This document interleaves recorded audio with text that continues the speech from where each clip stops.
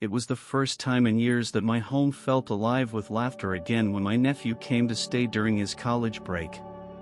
I welcomed him with open arms, thinking it would just be a few weeks of shared meals and catching up. I never expected that the quiet rhythm of my life would change so gently, yet so deeply. He was 22, respectful, thoughtful, and had a presence that felt older than his age. There was a quietness in his eyes, as if he had experienced emotions he never spoke about. At first, our connection was simple.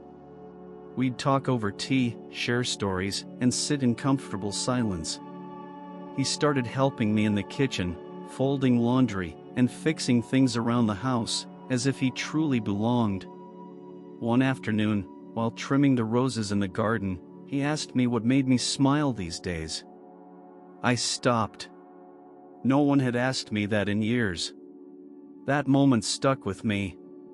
There was something different in the way he looked at me, not just admiration or fondness, but a kind of quiet wonder. He never crossed any lines, but his gaze lingered. When we watched movies together, he'd pay more attention to how I reacted than to the screen. When I was tired, he'd offer to make me tea before I even asked.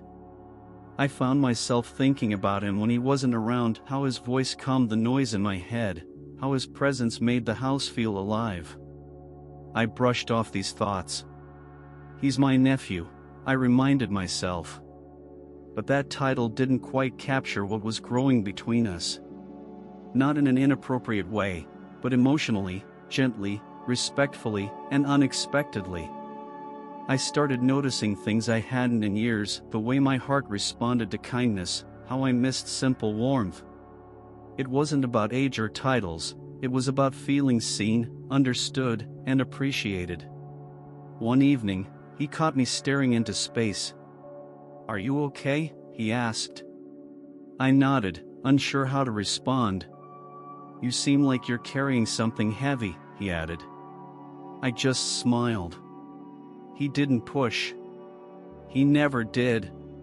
That night, I stood at the door of his room, watching the soft light shining under the door, thinking about how strange and beautiful it was that comfort could come from someone I least expected.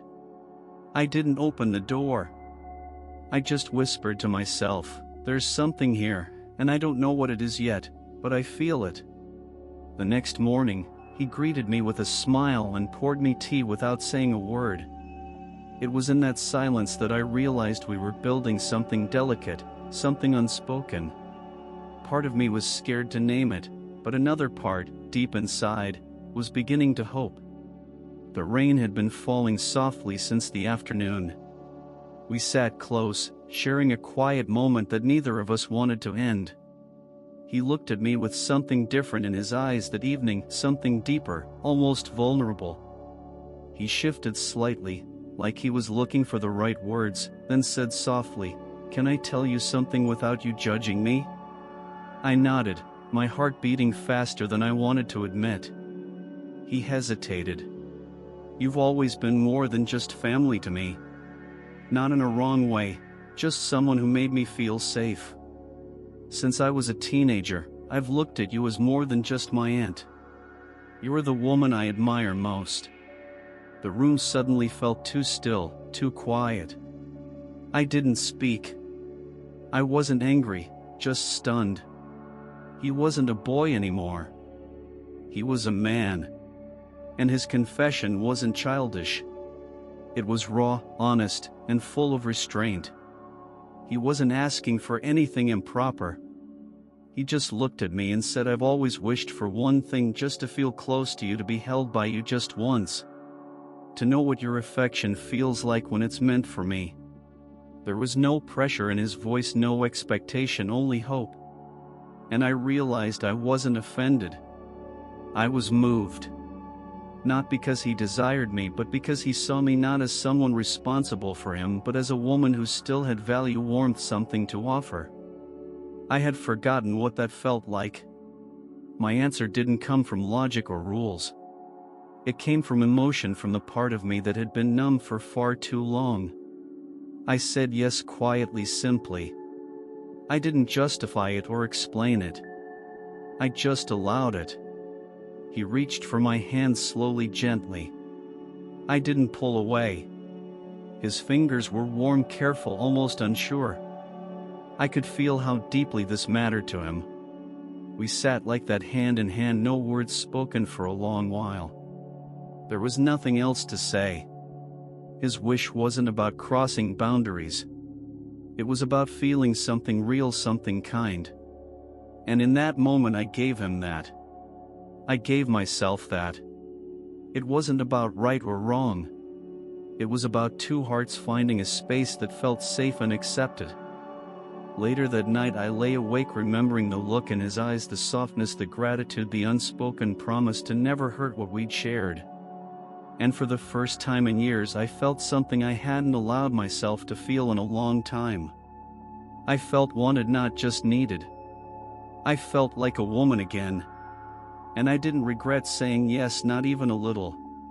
The next morning felt different, not uncomfortable or confusing, just quiet in a meaningful way. He made breakfast before I even got out of bed. And when I walked into the kitchen he looked at me like I was the only thing he saw. There was no awkwardness, no regret in his expression, just calm. We didn't need to talk about what happened. It was understood. We had crossed into a new space, not defined by words but by mutual care. Throughout the day his attention stayed soft and constant. He didn't cling or act strange. He moved around me with familiarity, offering small gestures that said more than any conversation could. He brushed my hair from my eyes when I wasn't looking. He touched my arm lightly as he passed me. There was something in those touches, an affection that didn't demand anything, just quietly reminded me it was there. I caught myself smiling more, laughing again. Even the way I carried myself changed. I didn't feel weighed down anymore. I felt noticed. And I noticed him too. Not as a nephew, not through the lens of family roles, but as a young man with a heart that beat with intention and a presence that made me feel alive. That evening we sat outside with coffee and he asked, "Do you think I crossed a line?" I looked at him and replied, "You didn't push. You shared something honest. That's not wrong." He nodded slowly. "I just want to be someone you can trust, someone who makes you feel cared for." The way he said it, it wasn't about claiming me or making things complicated. It was about protecting what we had created in those silent, tender spaces. He didn't try to define anything. Neither did I. We weren't pretending to be something we weren't. We just leaned into the warmth, the way our souls met without force. And somehow that felt more real than anything I'd known in a long time. He started calling me by my name more often, gently dropping the usual family titles. It made me realize how much of myself I had buried beneath roles and responsibilities. He was helping me uncover that part of me, soft, feminine, open. I didn't care about labels or expectations. I cared about the way he looked at me when I was lost in thought. The way he listened when I didn't say much. The way he never tried to own me, only appreciate me. It was delicate, unspoken affection. And I didn't want it to end. Before bed he paused at my door and whispered, "I'll never take more than you're willing to give." That stayed with me. Respect was never absent. What we shared wasn't reckless. It was careful. And somehow that made it even more powerful. I closed my eyes that night, not with guilt or confusion, but with a quiet peace. This connection wasn't something I planned, but it had opened my heart in a way I didn't know I needed. The days that followed unfolded with a quiet rhythm that felt natural, like we had always existed in this space without realizing it.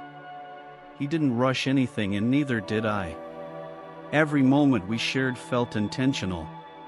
No pressure, just presence. He began to understand parts of me that I thought no one ever would.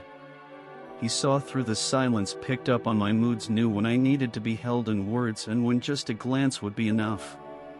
There was a certain sweetness in how we treated what had formed between us. He never acted entitled, never assumed more than I was comfortable offering. And that's what kept it so honest. The emotional closeness only deepened. I started trusting him with thoughts I hadn't voiced to anyone. I told him about my fears, my disappointments, how I had shut off parts of my heart to protect myself. He didn't try to fix any of it. He just listened fully, completely, and made me feel like none of it made me less lovable. One afternoon, he told me something that stopped me cold. I know what this is might not make sense to the world, but it makes sense to me. You make sense to me. There was nothing I could say in return except hold his gaze and let him know I felt it too. Not everything has to be explained. Some things are just felt. And this, whatever it was, felt real. We began doing the simplest things together, yet they meant more now. Grocery runs turned into little walks filled with quiet touches and inside jokes. Folding laundry became a time where our fingers would brush, linger just a second longer. He paid attention to every small detail, how I liked my tea, which book I left half read, the way my voice softened when I was tired. He cherished me without demanding anything in return. That's what made it safe. That's what made it beautiful. One night as we talked under low lights, he looked at me and said, "You've taught me what real affection looks like, not performance, not chasing, just feeling seen and loved without needing to earn it." That truth melted something inside me. I had built walls for years, and somehow he walked in gently without asking for anything other than honesty. As his break neared its end, I thought I would feel panic or sadness. But I didn't. What we shared wasn't fleeting. It wasn't tied to time or space. It lived in how we spoke, how we looked at each other, how we remembered the small things. I knew he would go, and life would continue, but we'd never go back to being distant. We had rewritten our story, not with titles or expectations, but with care, kindness, and a shared vulnerability. We both needed more than we realized. Before he left, he held my hand one last time and said, "You gave me something I'll carry forever." I smiled because I knew so had.